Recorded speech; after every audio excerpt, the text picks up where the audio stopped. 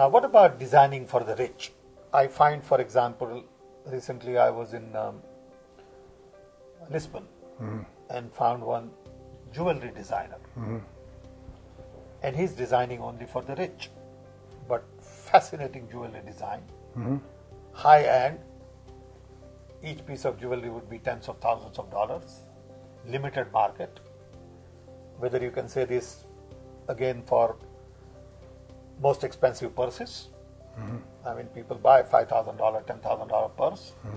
People buy $100,000 watch. Right. So that's a whole different design skill. Yes. For the rich.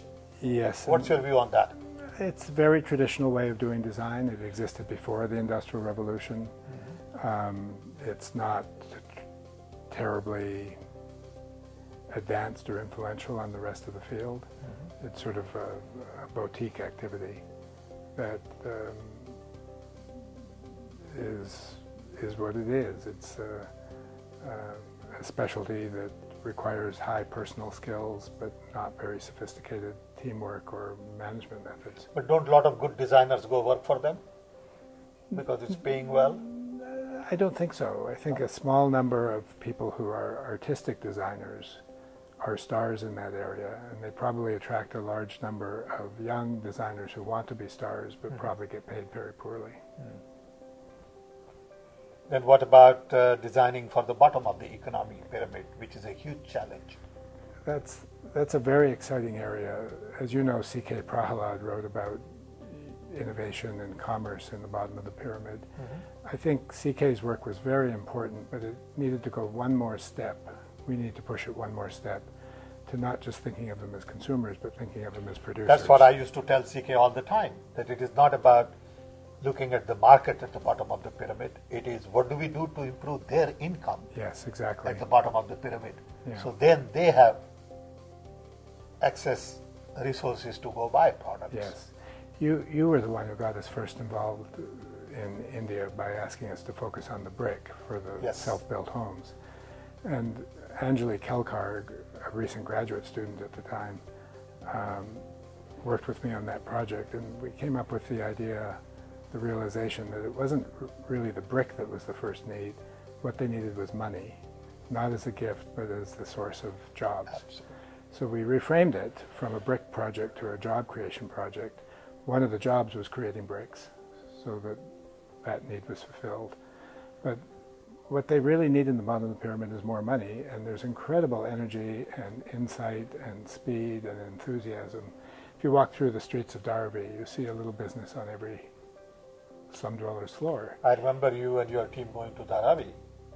I tell this many times in one of my videos also. I've said that Patrick and his team went to Dharavi and really looked at the problem related to water storage, which I thought was fascinating. Why don't you tell us about that? Well, water isn't part of the infrastructure for Dharavi or any other slums in India, and so people have to walk sometimes more than an hour every morning with open containers to get water from a truck.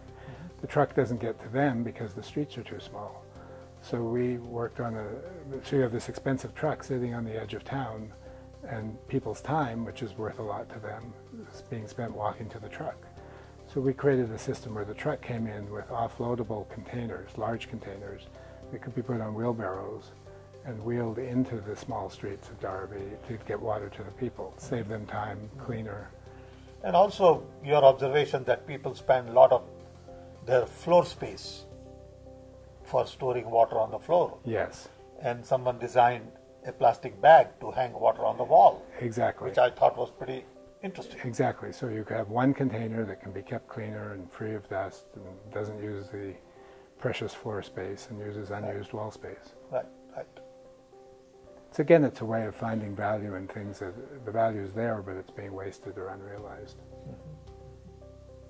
What else we can do for the bottom of the pyramid? I think we talked earlier about design growing up, and as we shifted from a craft and hand production economy to a mass production economy, we are moving back towards the flexibility and variety and choicefulness that existed in the pre-industrial time, except we're doing it now with more efficiency than men, so we don't have to just limit it to luxury goods. We should pay attention to these communities that have not entered the industrial age yet, in the sense they've not been infected with the economy of scale, and figure out how we can use their knowledge and intuitive sense of how the world of variety works, and find ways of bringing economic benefit to them through the skills they have to do with one-off production.